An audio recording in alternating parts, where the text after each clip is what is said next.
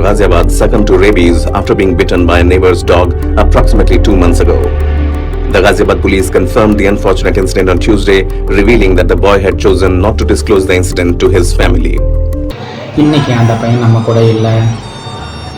இந்த நியூஸை ஒரு 2-3 days முன்னாடி எல்லாருமே கேள்விப்பட்டிருப்பீங்க. ஒரு 14 வயசு பையன் காசியாபாத்தில் நாய் கடிச்சிருச்சு. ஆனால் அவன் வீட்டில் சொல்லலை. ஏன் தெரியுமா? அம்மா அப்பா திட்டுவாங்க அப்படின்னு சொல்லிட்டு அவன் சைலண்டாக இருந்துட்டான். கொஞ்சம் நாட்களுக்கு அப்புறம் சிம்டம்ஸ் டெவலப் ஆகி ரேபிஸ் வந்துருச்சு. அதுக்கப்புறம் தான் அவனோட பேரண்ட்ஸ்க்கு தெரிஞ்சுது. But it's already too late. இன்றைக்கி அந்த பையன் நம்ம கூட இல்லை. பேரண்ட்ஸ் டஃப் லவ் காமிக்கிறேன் அப்படின்னு சொல்லிட்டு உங்கள் குழந்தைங்க கீழே விழுந்துட்டாவோ இல்லை ஏதோ கடிச்சிருச்சுன்னு வந்து சொன்னாவோ நீங்கள் திட்டுனீங்க அப்படின்னா அவங்க நெக்ஸ்ட் டைம் உங்கள்கிட்ட எதுவுமே சொல்ல மாட்டாங்க. ஒரு ஸ்டெப் மேலே போய் அடிச்சிங்க அப்படின்னா அவங்களுக்கு இன்னும் பயம் அதிகமாக தான் ஆகும். ஃபஸ்ட் காமாக இருங்க. அவங்க சொல்கிறத காது கொடுத்து கேளுங்க. நீங்கள் சேஃப்டா, என்கிட்ட எல்லாமே சொல்லலாம் அப்படின்னு சொல்லுங்கள். ஒரு சேஃப் ஸ்பேஸை க்ரியேட் பண்ணுங்கள். டாக் பைட்டை விட டேஞ்சரஸ் என்ன தெரியுமா? பேரண்ட்ஸோட ரியாக்ஷன். அதுதான் டிசைட் பண்ணணும் குழந்தைங்க நம்மக்கிட்ட வந்து சொல்கிறாங்களா இல்லையான்னு.